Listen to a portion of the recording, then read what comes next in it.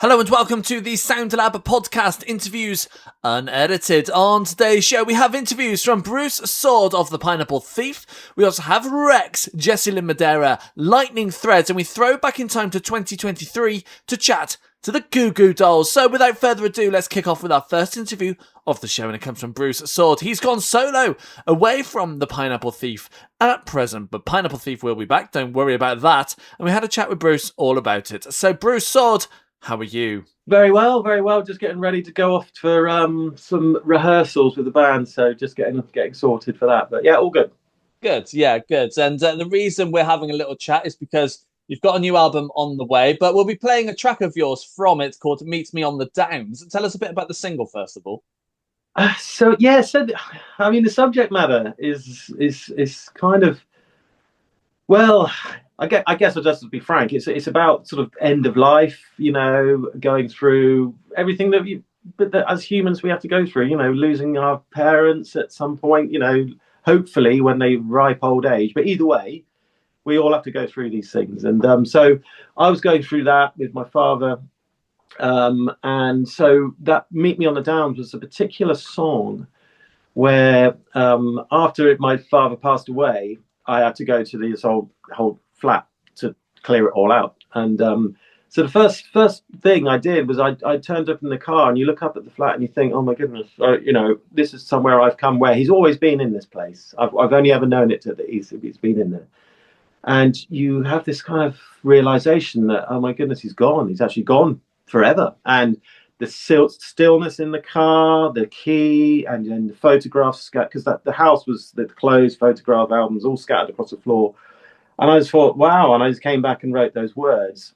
And then I kind of thought, you know what? I don't want this to be my memory. This isn't my memory of my father. My memory of my father is when I was a kid, and, when I was 10 years old. And so I went back and I shut my eyes and I wrote down all these memories that I could. And that's the second half of the song. I'm just recounting all these old memories, which ends with "Meet Me on the Downs," because the Downs was somewhere that we used to go walking, with me, my mum and dad and the sister and the dog, So it's just that kind of thing. And so, yeah, just sharing that with people, with songs, it was kind of therapy. Yeah, nice. Yeah, nice. And that is coming off your new record, Ghosts in the Park, coming out 15th of May. What can we expect to hear on the record? I think it's, I guess it's a sit down and listen record. And I think it's something that I hope will resonate with most people. I hope it will connect and resonate, because it's singing about all kinds of things that we probably don't really talk about enough, and even though it's a song about, ultimately, really it's a song about end of life and beginning of life, that kind of thing. And it's still positive. It's a positive thing. I think that you can talk about death in a positive manner. So I think that's what it is. I think it's quite an emotional journey, and ending with the track "Ghost in the Park." Sorry, is probably one of my. I'm proud of that song, especially because it's the journey that it takes you on. I think it certainly took me on a journey writing it. Yeah, no, I'm sure, especially at 12 minutes 52 seconds. Is that how long it is? Yeah. It's what it says on here. And you've got a short one on there, Conception, as well, which is 1:25, I think it says in front of me. What's it like for you when you're writing music to decide, I'm not going to be constrained by the norms of that 3-4 minute song? Thanks. Yeah, I guess being in the kind of growing up in the sort of progressive rock arena, that I think one of the things about the ethos is that you don't care about that the 3 minute, the rules don't apply, even though, come on, we all grow up, we all like a good chorus, we all like a good hook, so that's still important, but yeah, it's lovely. So it's lovely to think, do you know what, this one is done, it's 1.5 minutes long, it's done. There's no point. And you know what, it doesn't matter if we don't, don't bore us, get us to the chorus philosophy. I don't care about that. You're going to have to wait, until the chorus, and you're going to have to sit with me. And, and again, the song, the 12 minute, that was just something that grew. It had its own life, and it was just, so it's really nice. Yeah, it is nice to have that freedom And I'm on a record label that they don't say, come on, Bruce, we need that hit single. I think those days are kind of over. Yeah, no, I can well imagine that. And I'd like to talk a bit more about the writing process as well. So for you, how do tracks normally start off?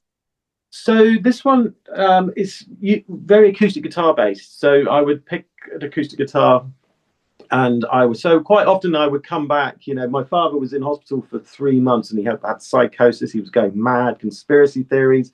He thought I was in on it, and so I would come back from the hospital and go, "Oh, that was an interesting day." And I'd pick up my guitar, and you just. I think the beauty of songwriting is you just don't. It's when I'm not thinking about it and it comes out, you don't know. That's the beauty. That's where does it come from? Where does this? And the thing about songs is that it's an art that is, I think, transcends personally. I think words, it's expressing something that you can't really, and you can't do it as a human. All these things that us humans have to go through and understand. That's where songwriting is comes really into the fore. And so I would strum. Quite a lot of the songs were done on tour, actually, when I was touring with the band, the Pineapple Thief, because we'd have a lot of off days in hotel rooms. And again, you get this separation anxiety, especially when I was in Chile, in Concepcion. That was like 3,000 miles away. And then you're in these like nondescript hotel rooms. And I thought, wow, this is, let's bottle this and pick a guitar and start writing. So that's always the process anyway. The acoustic sort of strumming and words forming. Yeah, and obviously the world of lyrics and the world of the music is two really different worlds, really. What's it like for you kind of combining those two together? It's funny. I always find it easy to get the initial word. There's a key phrases that would always come in because you know what the song is about. And but what I tend to do, because I'm a stickler for hooks and melody, so I would always have to say that this needs to happen. It needs to the chorus needs to go dum dum dum ba dum ba da, and I might have a word here and a word there, but I don't fill in the other words. But that's what really takes time, because you got to be able to. You can't just sing any old rubbish. You really got to be able to mean what you're singing.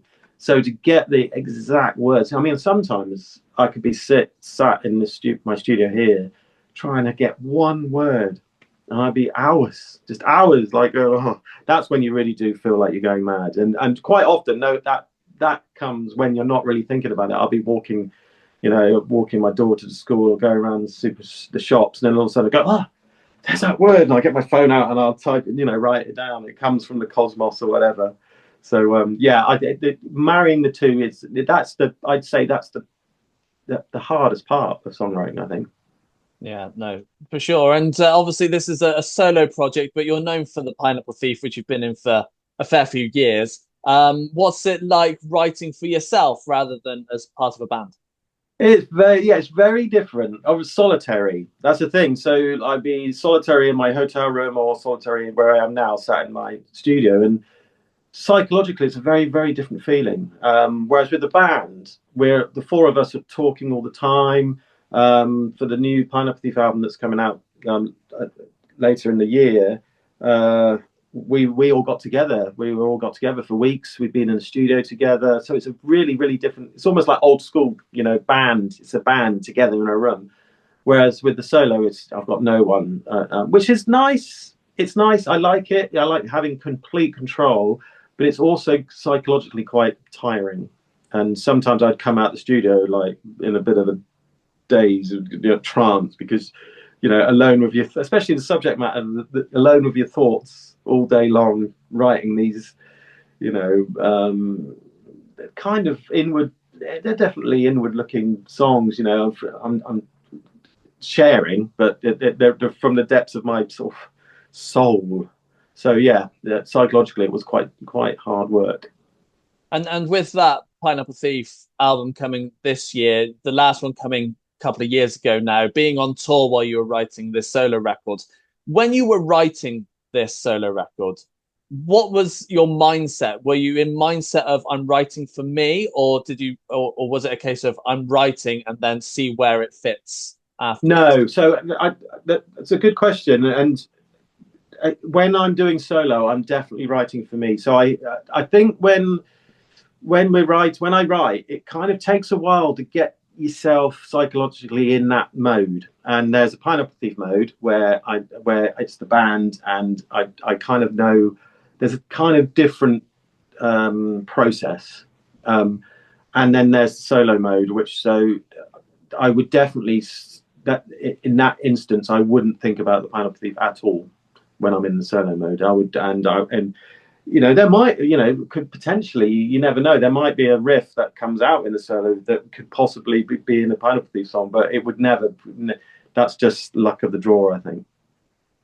Oh, fair enough. Fair enough. And you mentioned you're about to head into the studio for some rehearsals, and you've got some shows coming up. Tell us a bit about what you're doing this year. So with the Pineapple Thief's got some festivals and some shows in the summer. I've got some solo shows coming up as well. So that's with John Sykes, the bass player of the Pineapple Thief. So we're doing some duo shows with looper pedals and stuff. So that's going to be interesting because every show is going to be very different. And with a looper, there's nowhere to hide if you get it wrong. So it's going to be fun. And so we got that coming up, and then there's lots more news with the Pineapple Thief, obviously coming later in the year. We've already announced the US tour, so we're heading to the States in November, December. So yeah, it's going to be busy. Yeah, so no, sounds it. And obviously, I've just seen the Pineapple Thief's tour dates. There is that big gap between the summer and the US tour. Are you hoping to be putting more dates in there? Probably not. So because I spend a lot of my time in the studio, like doing remixing and stuff. So it's quite nice actually to have a balance. And you know, being home with the family. I mean, John, the bass player, he's actually a structural mechanics guy. Works in space. He worked on the James Webb telescope and goes off to NASA and stuff. So it's proper rock and roll. So he does that in his spare time. So yeah, and Steve Kitch, he's a mastering engineer, and so yeah, it's nice to have the balance of touring and the other life. Yeah, you do a lot of production and mixing side of things as well. Do you have a preference, or are they just both different entities within the same world? Completely different entities. I think because the band hasn't been active for such a long time, I'm really looking forward to getting out of the studio. I do like being in here. I mean, been doing a lot of Jethro Tull remixing and reissues and lots of sort of rock bands as well. But it is nice, you know. I didn't really get to see anyone. I'm in here on my own, and it's nice. But I'm not complaining. It's a great job, but it's lovely to meet the guys and get on the bus and play the shows as well. But after sort of 5 weeks on the road, you do look forward to coming home. Yeah, and I think it'll be Christmas by that time anyway. What's 2027 going to hold for you? Do you think it's going to be more touring or? Yeah, there will be more tours announced. So definitely we got to hit the European tours, and then hopefully a proper festival season next summer. So yeah, I think it'll just be the beginning of the sort of intensive Pineapple Thief live sort of run. Nice. Yeah, nice. Is there anywhere you've not been to yet in those many years that you want to get to at some point? Yeah, I think the main one is Australia and sort of that kind of area. So we want to do Australia, New Zealand. We've been to Japan once to play a really small festival years ago, but it'd be nice to go to Japan. Those are the big ones. And then South America, you know, there's Brazil and Argentina are two big ones. It's certainly where we see people say, come to Argentina, come to Brazil. So it's just logistically a bit tricky, but as we're getting bigger, it's now becoming more feasible. And I hope you enjoyed the interview there with Bruce Soord from the Pineapple Thief. Now, we are all over social media, so come and find us at The Sound Lab, yes, on all the socials. You can also check out the website, thesoundlabuk.co.uk. So while you go and check us out on all the socials and give us some follows, of course, we've got our next interview from WREX. They've got new music out this week and we had a chat with them all about it. So WREX, how are you? Good, thank you. Really good. How you doing? Yeah, not too bad. Thanks so much. So we've been playing a single of yours called Paranoia. Tell us a little bit about the single, first of all. So Paranoia is what it says on the tin. It's kind of about paranoia and that kind of or the opening lyric is what's the opening lyric? My brain the opening lyric is Of the day, can't you? self-hatred, paranoia, everybody's coming for you. Kind of just like the sort of wrapped up kind of headspace you get into when you're kind of paranoid. Um yeah, it was written backwards, weirdly, this song is like the interesting talking point, I guess. So we actually wrote the last line of the song first, or the last phrase of the song. I'm gonna pull up the lyrics just so I don't get this wrong. Don't try to save me, just pull the cord. Yeah, don't try to save me, just pull the chord. That bit was written first, and then basically we worked backwards throughout the entire song pretty much, going like, well, if that line is that, what would the line before it have to be to tell the story? Um, so it kind of like, yeah, it came together in a really interesting way, as a lyrically. Um, yeah, and don't know what more do you want to know? I can talk forever about it. Like, I'm happy for you to talk, but there's lots for us to get through because obviously there's an EP coming as well in Sad World on the 20th of May. What can we expect to hear on the EP? so the EP consists of 5 songs, ranging from um the sort of slowest one, in terms of like rock sound at least, is like Paranoia, which is kind of stompy, I would say. Um, you got kind of punkier vibes with Consume, which both of those are already out. And then 111 is the next sort of single. That song is 1 minute and 11 seconds long. It's kind of a thrashy, punky blitz, flash in the pan, and then all the way through, moving through that into effectively through that journey into a piano ballad.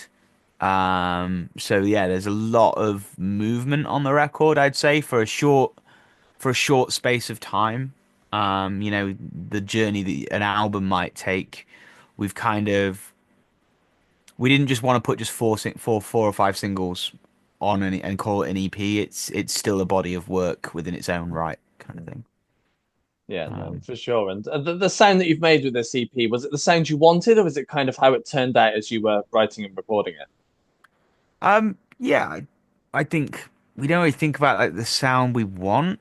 I think it's just like we make everything ourselves, like everything is in house. So um, we kind of intentionally went for something a little bit rawer this time than the last or previous records, in terms of there's not as much layering that's gone on in this record, and the parts that are layered, it's like it's quite strategic in the arrangement of the songs.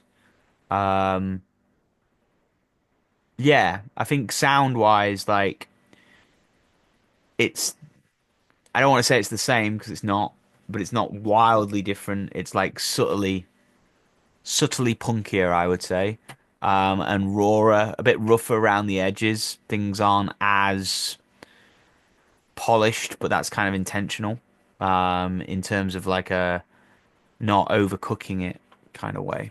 Hmm. And do you think, looking to the future as well, you'll continue down that route, or do you think you might revert back to the more polished finish? I it depends on the song. I purposely try and think of each song as its own thing, and I don't want to box myself in by committing to either or at the minute. I think there's songs that we have that will be rawer for sure. Um, there's certain songs that we've written for the future that kind of call for more of a polished sound in their nature. Um, yeah, so I think both really. Hmm, What do you nice. think?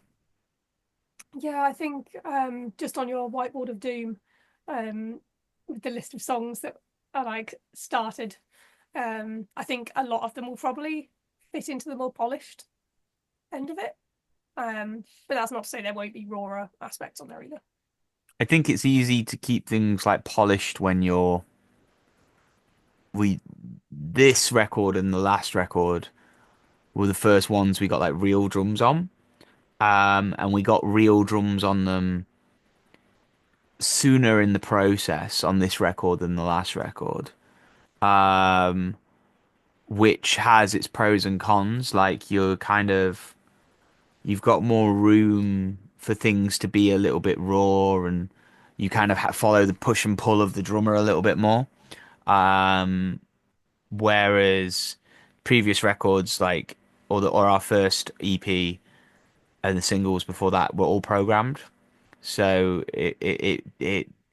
it naturally fell. Well, I purposely almost didn't edit the guitars in the first few records. I kept them quite rough and loose because that meant that the sort of bagginess came from the guitars, not the push and pull came from the guitars. Um, I think one of the big differences is since our last EP or since our first EP, we've done 100 shows. We've played 100 gigs. We know how we'd never played a gig when we released our first record. So we didn't know how we sounded as a unit, and I think now we do. Um, m- we kind of have more of an idea of what this band sounds like. Nice. Yeah, no, that's good to hear. And I'd like to talk a bit about the writing process as well. So for you guys, how do tracks normally start off? Um, Really varies, isn't it? yeah, I try to think through the songs through the EP. This one. Um, Paranoia, I think started as like an instrumental first. Um, Yeah, but like you said, it was the end of the song, wasn't it, as well? it was just a it was that. 111 was the intro synth. In fact, it wasn't. That was like the that was Oh, like really? the You whammy. took it rehearsal, weren't I was you? just messing around in the rehearsal room and did that.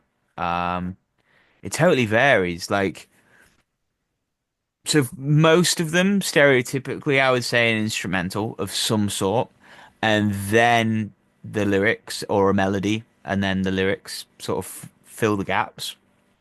Um, but every song is different. So there's a song on the record called "A Thousand Ways," and that song was written in like 20 minutes. Um, and was just a piano loop that I'd found and wrote the song over almost in a hip hop kind of way. Um, and just worked really quick and it was done.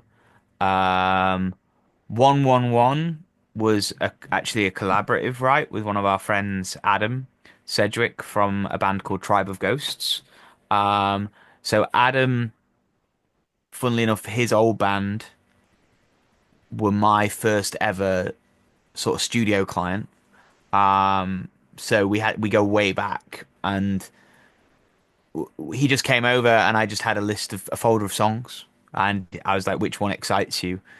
And I had a demo in there that he was just like, "That one, what's that?" Opened it up because they're all called stupid names, so he thought the name was funny, and he opened it up, and he loved that song, and we wrote 111 from that. But that was I'd say the common thread is they usually come together with a very rough version of the song comes together within a day. Um, and then it doesn't tend to be overcooked, but like the noose, for example, we rewrote like 3 times. Yeah, we had so many different choruses. Yeah, we wrote a bunch of different choruses for that song. Um, And but then the end was a part that we didn't use from a song several years back as well. yes, the end section is from a whole different era of this band. Um, yeah, so there's no real sort of formula other than I'd say the consistent things are the vibe in the room and the rules in the room in a way. Like there's no we're kind of pretty good at no one being, or usually for the most part, no one being like negative on something. Like it's usually me if I am. And it's like I know we can do better. Um, we're usually pretty positive. Nothing's like that idea shit. It's usually like you have to come at it with like a what if we did this, what if we did that, rather than just saying I don't like something. Um, and yeah, it's pretty like a safe space to create in, which is cool because we just get to, whether it's us or whether it's people like Adam or anyone coming in, we just explore the ideas to the fullest, and so everyone is at their best as well. Hmm.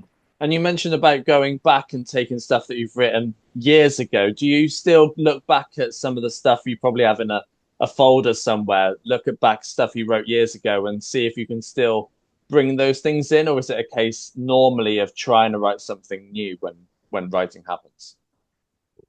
Um, I think it's usually new, but I don't know about you, but I do like to go through my phone voice notes yeah, occasionally, just see if there's any gems. They're usually all hilarious, but sometimes you get good ones. there's just things that you forgot or you just did really on the fly. Songs like I forgot writing. That there's like I've got stuff that I just do not remember doing.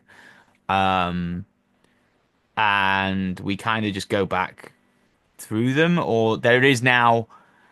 So we are at the sort of, for us, obviously it's the start and the birth of the campaign to everyone else, but in terms of the writing cycle, it's the close.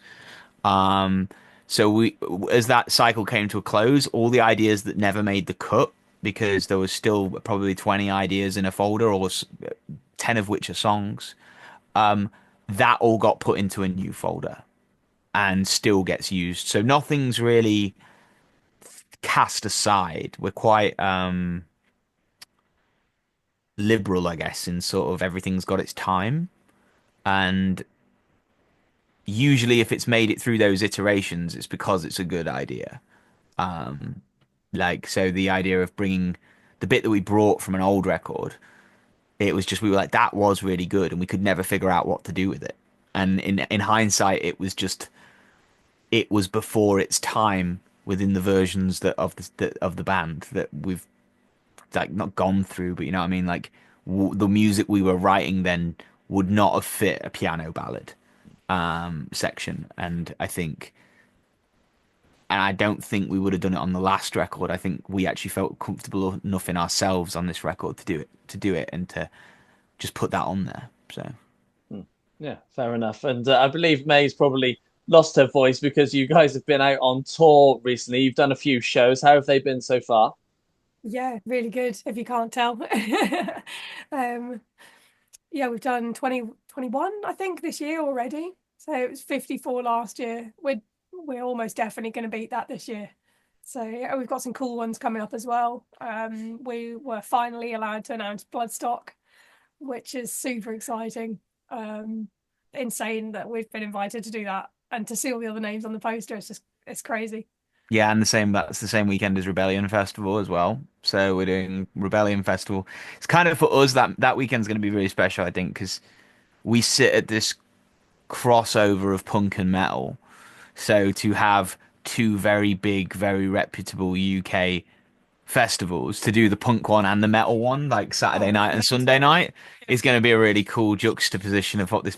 All we need is like an EDM festival on the Friday, and I mean, we actually, yeah, we have a show that's not announced on the Friday that is as close as you're gonna as get. close as you could get, like without doing like, I guess, Boomtown or something like that, like, or Yeah, I totally missed the yeah. cut-off date for that, I'm afraid. That's Um, on me. but yeah, it's exciting, and we just announced a Volcano Festival over in Tenerife, which is our first fly out gig, which is crazy. Um, It's gonna be so warm. yeah. Um, and then we've got Yeah, we've Quite got quite a few. We've got a few smaller festivals as well. yeah, Um, Curses Festival, Curses, I don't know, Hammerdown Festival Bay Days. that we can announce. Yeah, I can't There's think of some more that we. um yeah, there's some cool ones that have come through. That's our year's looking pretty busy, Yeah, which is good.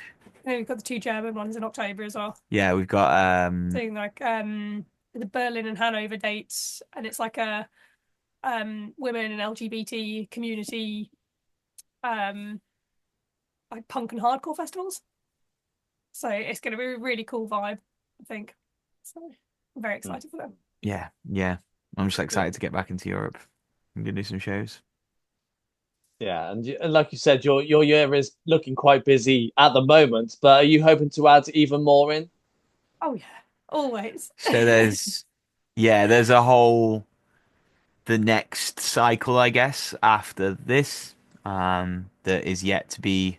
Well, that will begin with our cinema screening. Yeah, so we have a cinema screening that we just announced, in Romford, on the Testing me. So, in mid-September. September the 17th. I think it's more like the 25th or something of it. Well, your website says 12th.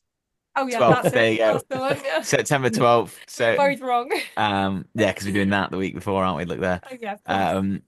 So we're doing something the week before. Um, That's kind of that cinema event will kind of kick off our next campaign. yeah. Nice. So, and then there's the Whiteboard of Doom that May alluded to, which is the This is what we the have to get done in our downtime. that's all the songs I've got that need to be written, that are written, that need demoing and finishing, and Right, they're like skeletons at the minute, aren't they? yeah, They need flesh. they're just doodles, you know. And there's about 21 songs I think on there. Um, and before the call started, I was saying like, got a little bit more downtime. That's what my downtime is basically, is like, okay, start the day, and if my studio day changes for whatever reason, which is very common in this line of work, people are ill, people can't make a day or whatever. So if I've had it a few times where a client's been like, "Oh, I'm ill today. Can we do next week?" And I'm like, one end of it, you're like, oh, I'm gutted, but the other end of it's like, all right, cool. Well, what's on the chopping board, and just pick something off the board. There's always something to do, which is a nice problem to have, I guess. I guess 13-year-old me, or not even 20-year-old me, would be stoked at this scenario. So that's cool. Yeah, well, seeing your whiteboard then, it looked like there wasn't much crossed off. So No, way to call me out. No, it's very. There's two done, but yeah, it's very fresh. And actually, having done them, I want to go back and redo them. Um, but this is like in its infancy that like the guys who play drums and guitar for us and stuff haven't heard them yet. Like I've not shown them anything. Um, Usually I would bring them in, but I'm waiting because It's I a big chunk of work. it also might be kind of different. I don't know yet. Every Rex record kind of doesn't make sense until it's finished. And I don't worry about that until like I had a real learning curve doing music and being in bands, I guess, where like you hear all these songs and part of being a producer, you kind of your job is to tie it all together and make it all make sense and sew the thread through it. Um, and I sort of realized that actually you take a band like Enter Shikari, that's what they can take a wild journey throughout their music, but it's still Enter Shikari. mm, And on the opposite end of that scale, Harry Styles, like that album Flatline by Harry Styles, takes a complete journey through through genres and voices almost, but it still, as a body of work, makes sense. So I kind of don't want to get rid of anything off of the board or also let other people's opinions in too early. mm. Which is the cool thing about being a duo, because we trust each other in that process. Whereas when you're in a 5-piece or a 6-piece band, that process gets really tedious really quickly. Yeah, I bet, and makes sense too. And I think what you need to do is when you're done with the whiteboard, take a photo of it, and that can be your album cover. Yeah, yeah. Be cheaper. Yeah, Simple, um, straightforward, and that's interesting. yeah, we got fair amount to do, but we'll see. It's what's fun is like I don't know, like the cinema screening in Romford. We we don't have the movie yet, like, but we will.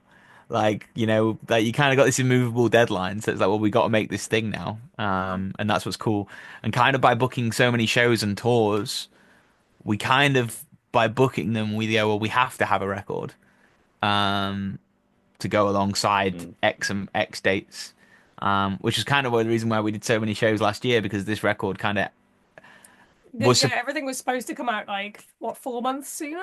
We were going to Was put it? this record out in like October, and then I think we just decided we were so burnt out over the summer, and we were pushing. We made so the video of Paranoia we made back in August.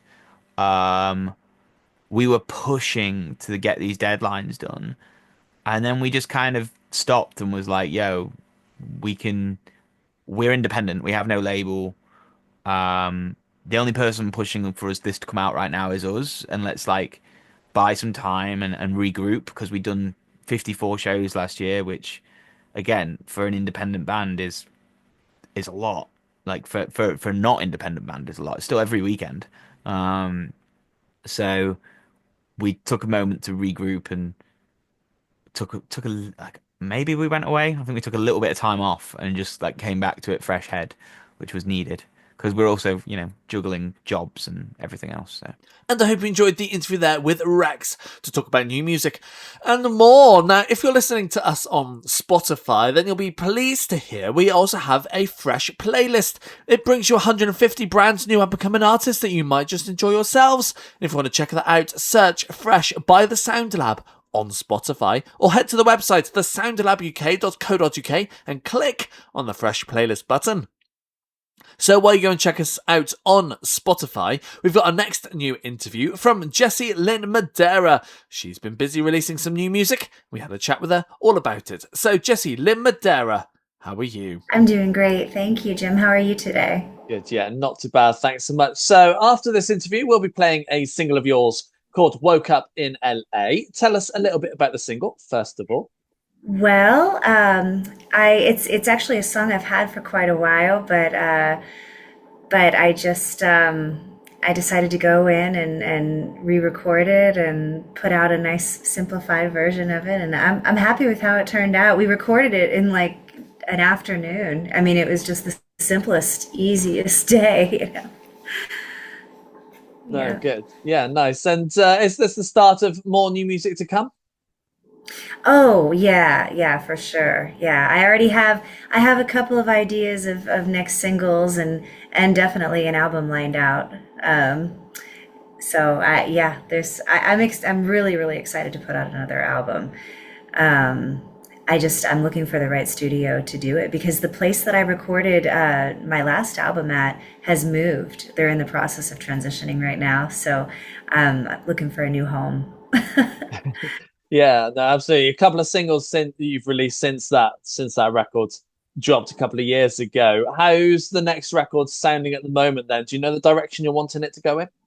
Yeah, I think so. I sort of unintentionally tested the waters with that. I put out a cover of John Prine's "Speed of the Sound of Loneliness" a few months ago, and it debuted on the folk chart at number 3 in the U.S. And I went, okay. So that's kind of what led me to put out "Woke Up in L.A." because the instrumentation was sort of similar and it seemed to be received really well. And yeah, so I guess in answer to your question, the next album will have songs like that, but then it'll also have some of my meatier, more kind of ethereal, meaty and ethereal. Sorry. No, but it'll have some of those weightier piano songs, I think, on it too, because I can't put out an album without some of those. Yeah, no, for sure. And I'd like to talk a bit about the writing process as well. So for you, how do tracks normally start off? Each track is really different. I'm sure. I'm sure when you ask writers this, they probably all give some version of the same answer. It's like some songs just fly out onto the page. It's like they just kind of tumble out of you, and then other ones take a while to write. In fact, I just finally completed a song that I've been working on for probably 10 years. And all it was needing was a bridge. But finally the bridge came to me and I'm like, pop the champagne. Oh my God, thank God. So yeah, I don't know, I'm always kind of walking around humming things. I think I write while I'm moving around, generally. And then once I think I have a nicely formed idea, then I'll start writing it out. That's usually how it works, I guess. Or I'll just get an idea. I've in the notes section on my phone, I've got all kinds of unfinished lyrics. I mean, it's like poetry or something. Yeah, no, for sure. And obviously, you're a solo artist, but you work with others and producers and band people on tour and things. How collaborative is your writing approach, or is it still very much you? It's pretty much me. Every once in a while, if there are certain kinds of songs where if I'm at a place where I really want to get it done and I'm having trouble, then I have really mainly one friend that I generally go to, that I've been working with for he helped me put my first band together. But every once in a while I'll do a co-write. I actually just recently did a co-write with the guitar player that's with me here. He's a singer-songwriter also, and he's wonderful. He writes his name is Jesse Cole. But we just wrote a song together, and but it's not often. I don't do a full-on 50-50 co-write very often. I did one with Dan Navarro, wonderful Dan Navarro, who wrote We Belong. We did Last Call together. But yeah, they're special. I don't do them all the time. My writing is usually a pretty private thing. It's really, I like it to be my own expression. But when I do get a really good co-write, I get really excited about it. Yeah, for sure. Do you think you'll do more of those in the future? Possibly. Yeah, you just never know. I guess it's like, I don't know. Yeah, yes. The answer is yes. I don't know who it will be. I don't know what it will be, but absolutely. Yeah. Yeah, nice. And you mentioned the one song you've just finished writing took 10 years. Do you go back and look at songs you kind of started to write or had ideas from like back then and see if they work again now? Definitely. I recently I recently did something really goofy and I accidentally erased a bunch of text messages and like anything older than 30 days.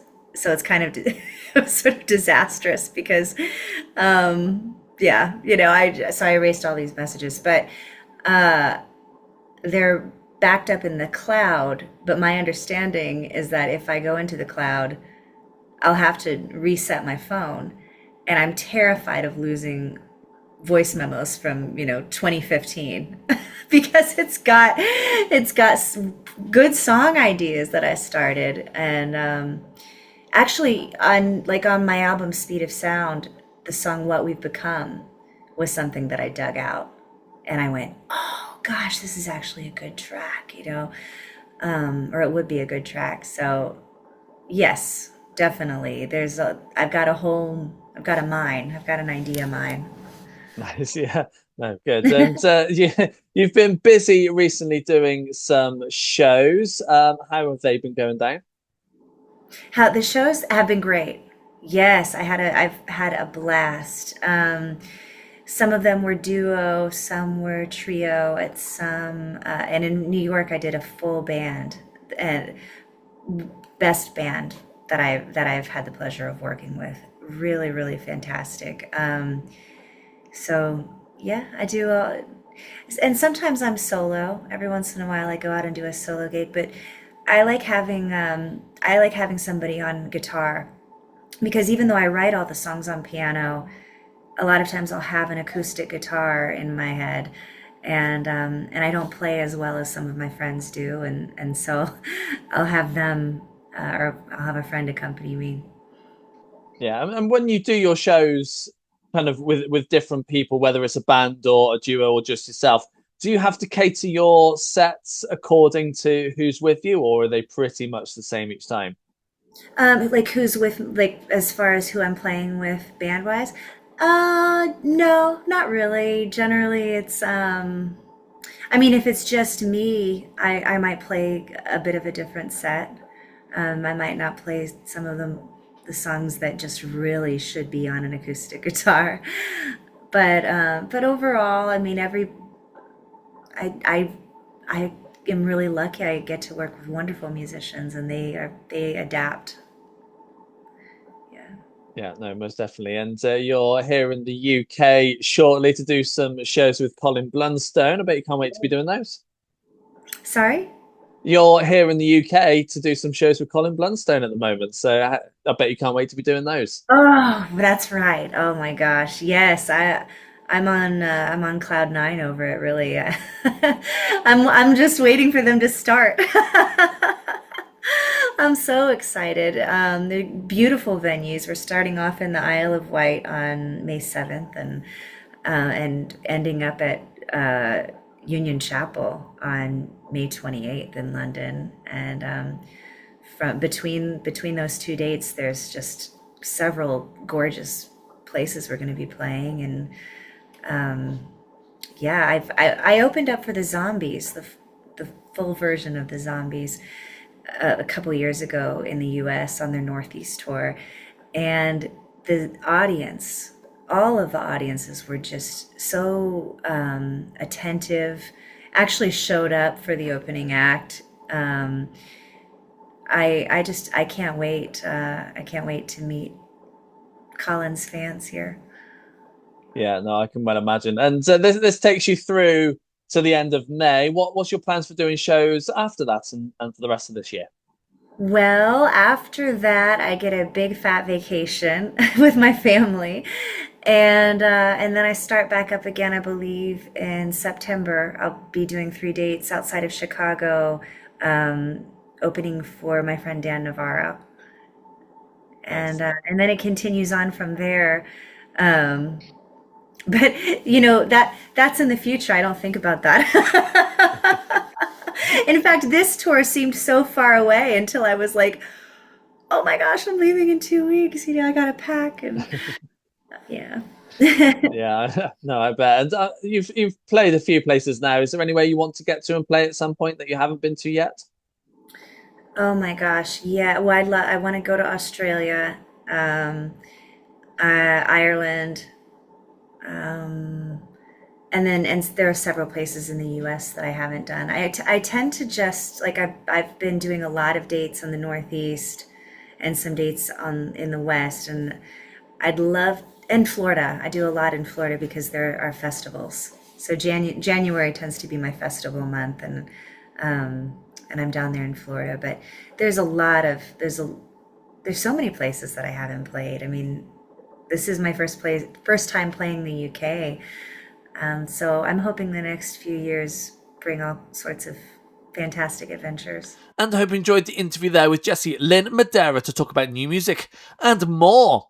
Now, if you're loving all of today's interviews, then you can hear them again in an edited form on our international radio show called Future Hits. It comes alongside a load of new music and a live session too. And if you want to check that out alongside other radio shows that we do, head to the website, thesoundlabuk.co.uk, and click International Radio Shows, and it'll take you to our Mixcloud account, The Sound Lab UK. So while you go and check us out and all that we do on the radio, we've got our final new interview, and it comes from Lightning Threads. They've been busy this year releasing new music and an album included in that, and we had a chat with them all about it. So Lightning Threads, how are you? Yeah, good, thank you. Great. Yeah. Good, yeah, great stuff. So we've just started playing a new single of yours called Wild One. Tell us a little bit about the single, first of all. Ooh. Yeah, it comes out, it kind of launches our album Wild One. Yeah, what would you say about the song? It's kind of a bit smooth, a bit sexy. It's got a really nice hooky riff to it at the beginning, and it's one that we love to play live. I think it's one that people really get into in the live sort of settings. So to get it down on vinyl, on CD, and out on streaming now has been really great. Yeah, absolutely. And that is off your new record, Trinket, which is out now. Tell us a bit about the record itself. Yeah, so I mean, it's been a lot in the works. We recorded it in Ollerton over I don't know, the last year or so. Yeah, I think it really says a lot of who we are. There's a lot of elements to it. It's bluesy, but then there's the heavier rock side of it. There's big riffs. But then you've got the organs and things flowing through it. Quite a bit of storytelling in the lyrics. Yeah, I think it really represents who we are as a band. Yeah, nice. And the sound that you've made with this record, was it the sound you wanted, or was it kind of how it turned out as you were writing and recording it? Yeah, I think from the first record, we developed our sound. We've got a drummer who plays keys at the same time, and that always feeds into how we write the songs. And so there's some kind of stripped back moments where we bring it right down and then work out how we're going to transfer from the keys back to the drums and things like that. And I think that gives us quite a specific sound. And for this particular album, we wanted to develop that more, but also we wanted to lean more into heavier riffs and catchier riffs. We were listening a lot to Marcus King, Rival Sons, Chris Stapleton, Samantha Fish, Zach Schultz Gang. Kind of all these kind of heavier blues rock bands that were really guitar focused, but our unique angle on it is bringing that keys in as well. Yeah, no, sounds good to me. And I'm sure you wrote more than what made it onto the record. What happens to those now? Is it a case of trying them again further down the line, or will it be a case of binning them off and starting again, do you think? There's a song I really like called Stick Around that we do live a lot, and it didn't make the album. And I think we just need to decide whether we're going to stick that out at some point as a single. Like it sounds great on the recording as well. So yeah, we've literally recorded it. It nearly made the album, but yeah, I suppose you have to, especially for vinyl, you've got to be precious about how much you squeeze on that record. Yeah, especially with the physical size of it. Yeah, exactly. And I'd like to talk a bit more about the writing side of things as well. So for you guys, how do tracks normally start off?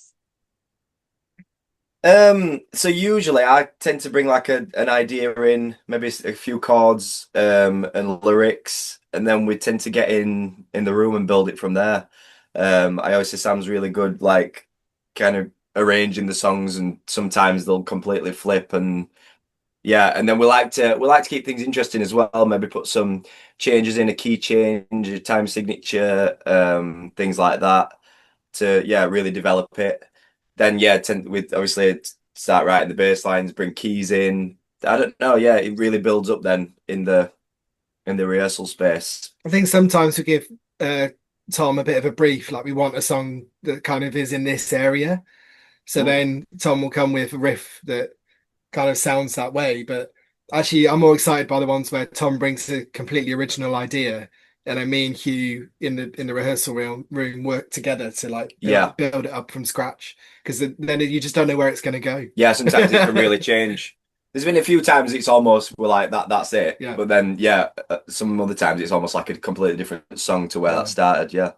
Like what can I say came together really quickly. Yeah. Whereas some other tracks have taken months and months and months. So then we like to demo them, don't we? And we always say we like to get a demo. We tend to go to Hughes. He's got a bit of a studio set up, and like get a demo down so we can hear what it sounds as like a record. Then we always said, especially this time around, we wanted to make sure we played the songs live. I think you really get a sense of what the song is when you've played it live to a real audience before you then go and record it in the studio. Yeah, no, for sure. And obviously it sounds like it's quite a collaborative writing process, but how much influence do you have on each other's parts and their instruments? Yeah, we're quite frank. That's a good, interesting question. Yeah. We're quite frank with each other. Sometimes Yeah. a bit too frank, a bit too blunt. Sam's brutal. But like you obviously are writing something that you think will sound good, but then you've got two other people in the room who are saying, maybe we should do it like this, or maybe we should do it like that, or that doesn't sound good. There is certainly times I'll bring an idea and I think that's it, and then like Sam might have a completely different vision of where it needs to go, and sometimes I can be quite precious about certain things that I don't think I want to change, but then we'll try it, and then yeah. But it's okay, because I think the push and pull of it means that we come out with something better. Yeah. If you just all agreed on everything all the time, like it would just be probably a quite middle of the road song. Whereas actually, I think our songs are quite different. So yeah, we give ourselves a little thing now where we're like, let's try it, even if we don't all agree, let's try it, and then we can make a decision afterwards. So yeah. Yeah, no, absolutely. And you're going to be quite busy now that the record's out, because you're heading out on not just a tour, but you've got loads of dates this year. Tell us a bit about what you're doing. So yeah, we start the UK tour to basically launch the album. Yes, starts tonight in Sheffield at the Greystones. It's done really well on tickets, so we know for a fact it's going to be a really good night tonight. And then we're off to Bosworth Blues Festival tomorrow, London Half Moon Putney Saturday, then Nottingham Sunday, Bank Holiday Sunday, Nottingham Monday. Then next week we're in Manchester, Leeds. Yeah. So the tour's kicking off. Yeah. And most of May we're touring, and then we've got some great festivals over summer, and then we're going back on tour with Blue Nation in September, which we really look forward to. Yeah, that's going to be great as well. Yeah, no, I bet. And there is quite a lot of dates in the diary, but there are still some gaps. Are you hoping to add any more dates in this year, or do you think that's going to be it for now? Yeah, it's a good question. I mean, we kind of planned to hit it hard when the album came out, and then see what came from that. So we recently added a date with Don Martin in November, which we're really looking forward to. Yeah. So every now and then we book one, but I think we're now we've actually already started booking dates for 2027. So yeah, keeping busy. Yeah, for sure. And obviously the dates at the moment, I think, having a quick look down them, they're all UK based. Are you hoping to go overseas at some point? Yeah, we've literally just been discussing that before we come on here. Yeah, that is the plan. Europe is very appealing to us, like Netherlands and that kind of thing. There seems to be a really big scene over there.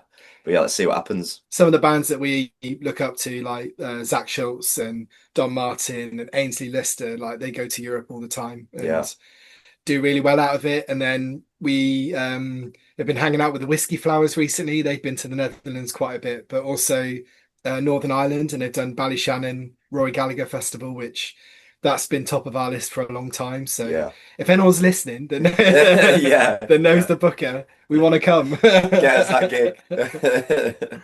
I'm sure someone will put a good word in. Yeah.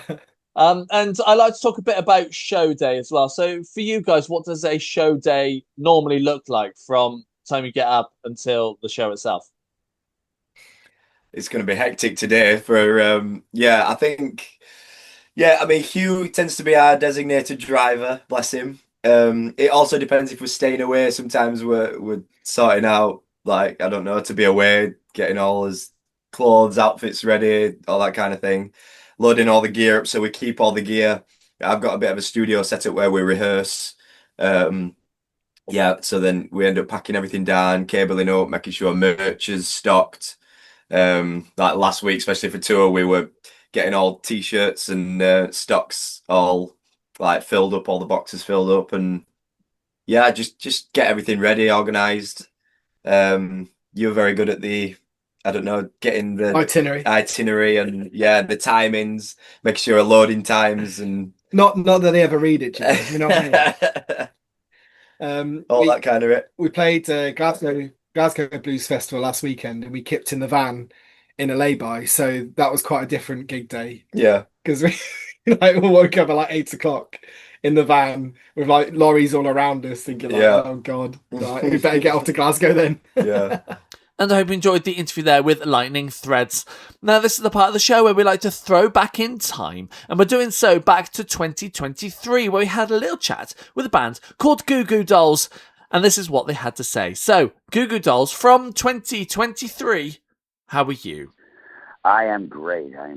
Just sitting up here in the studio. Still smells like rock music from last night.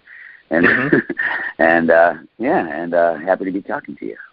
Yeah, and you as well. Now, let's start off with some kind of new music. There's been a new mix of "Save Me From Myself," which has been done by Alex Aldi. How did that mix come about? How did you get to hear about him wanting to mix your track? We had worked with Alex along the way. He had produced a couple songs for us through the years. He did a track on the last record, and he had done some stuff with us on the prior record. So we had been familiar with him, and he's been in the mix. And John goes over there and, shares ideas with him sometimes. And, it was just something that he thought he had. And it's pretty cool, I think. Yeah, absolutely. And the original is taken off your latest record, Chaos in Bloom. Tell us a little bit about the record for those who haven't heard it yet. Goodness, it seems like ages ago that it came out, but we started working on it so long ago. When the world was shut down, at the pandemic, before there were any of the vaccines or anything, and they were, urging people to just stay in the house as they figure out what was going on. That's when we started working on this record. So we locked ourselves away in a little studio that was built in an old church out in the woods in Woodstock, New York. And just our little group of people and a couple engineers just spent a bunch of time just writing songs and playing around with sounds and just kind of making a record together in the woods, kind of like recording camp. And it's just spent a lot of time. Yeah, just spent a lot of time there working on kind of new ideas and trying new things, and that's the result of it. There's actually probably another 5-6 songs that we were actually in process with that didn't quite make it to the finish line, but I'm sure at some point we're going to work on those and finish those up. So it was a productive time for us. Yeah, and you semi-answered what my next question is going to be. What happens to those tracks that didn't make the record? Do you then consider them for the future, or is there times where you just bin them off and start again? Well, it's funny. Usually what ends up happening is like a band will finish a record and they'll be like, okay, what do we do with this? And there'll be 4 or 5 songs, and those songs will be B-sides. Quite often, those songs aren't as good as as the rest of the songs. That's why they're B-sides, The point we were at was we had a bunch of songs that we had kind of worked on, and we were just trying to, we weren't done with them. The vocals weren't even finished on them, but we just sort of wanted to put a vibe together for the record. So we took the songs in the forms that they were in, which was very much so unfinished, and just pick those songs to finish. So I think we've got, another 5 or 6 really good songs still, that are sitting there waiting for us, not just like a collection of B-sides, that, we finished and decided weren't good enough for the record. So, yeah. Yeah, good. And you get the chance to play the tracks off your latest record, and I'm sure the classics as well of yours on a UK tour, which you're coming over to see us in June. Yeah. We're in the process right now of kind of pulling the set list together. I'll actually probably be talking to John in about 20 minutes. And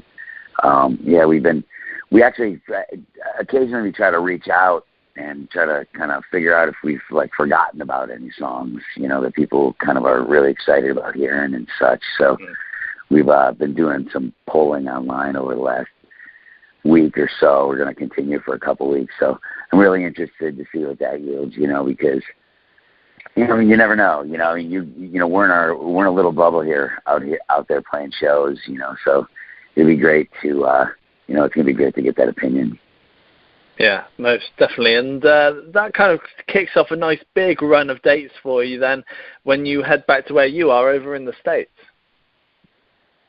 Yeah.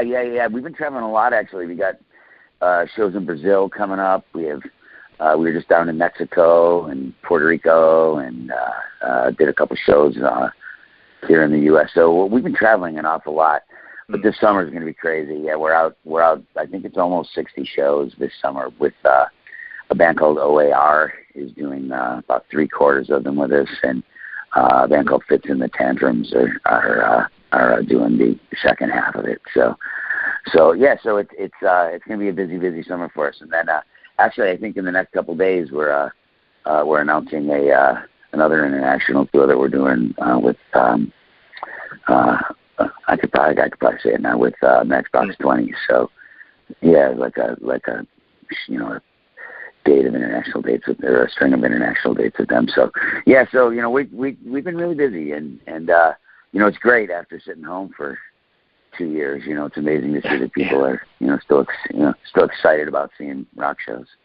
Yeah, no, most definitely. And you've toured all over the world, but there must be places that you haven't played yet. Where's one place that you really do want to get to and play at some point? Oh man,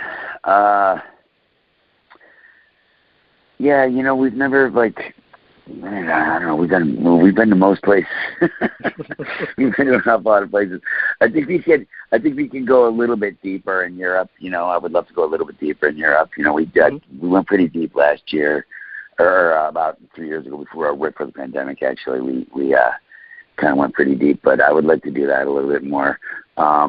We haven't been to Japan in about 10 years. I'd love to go back there, you know, and do a bunch of shows. I go over there a lot myself. My wife's family's from over there, so we spent time over there, but hadn't been over there with the band for a while. So yeah, you know, I mean, you know, South America, you know, we just kind of cracked that market recently. We played Rock in Rio a few years back, and so we're headed back to Brazil, but we could certainly go a lot deeper there, you know. But yeah, I mean, there's just so many places to play. Yeah. Yeah, most definitely. And you've been releasing music now for, 30-odd years now with Goo Goo Dolls, and you've had a couple of big hitters in there with Iris, for instance. At the time of writing and recording those tracks, did you have an inkling as to how big it was going to be? Well, I guess with Iris, you know, well, that song came out prior to our Dizzy Up the Girl record coming out on the soundtrack, you know, with bands like U2 and Alanis Morissette and Peter Gabriel, Sarah McLachlan. I'm forgetting some of the big ones even, you know, like huge bands. And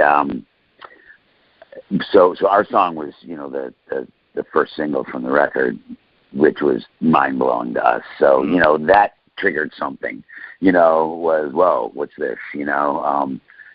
You know, we knew something was up, but, you know, you never think that type of thing is going to happen, you know, like so many things line up to make a thing like that occur, you know, you know, like it was everywhere, man, you know. And it's funny too, because, you know, it makes a really big shadow, you know, for your band. You know, I mean, look at us here, you know, it's been 25 years we're here talking about it again, you know, like, you know, it casts a pretty large shadow, you know. But, you know, it gets, you know, with global warming and such, you know, it's pretty hot out there. It's nice to have a shadow to dodge in and out of sometimes, I think. You know, and I think, you know, it's been an amazing anchor for us to have an amazing career, you know, for the past, you know, many decades now. So, you know, it's an interesting phenomenon when something gets that big, you know, because I don't think you ever expect that. You know, we sort of experienced it with the song "Man." We sort of experienced it a little bit here in the States. That song got pretty big. Yeah. And so, you know, we sort of knew what it was like, you know, to be on the radar and, you know, to have people coming out to shows because they know a song. Like, you know, we knew that feeling, you know. But, you know, once, you know, Iris, did what it did, and then just boom, boom, boom. There were 3 more hits off that record for us. That's a crazy thing. I don't know how you even prepare yourself for that kind of thing. It's just nuts. And I hope you enjoyed the interview there with the Goo Goo Dolls from 2023. And that's the end of the show for another week, I am afraid. But don't you worry, we will be back next week with more interviews. But if you can't wait until then, social media at The Sound Lab, yes, on all the socials. And you can also check out the website, thesoundlabuk.co.uk. And we'll be back next week for another episode of The Sound Lab's Interviews Unedited podcast. Goodbye.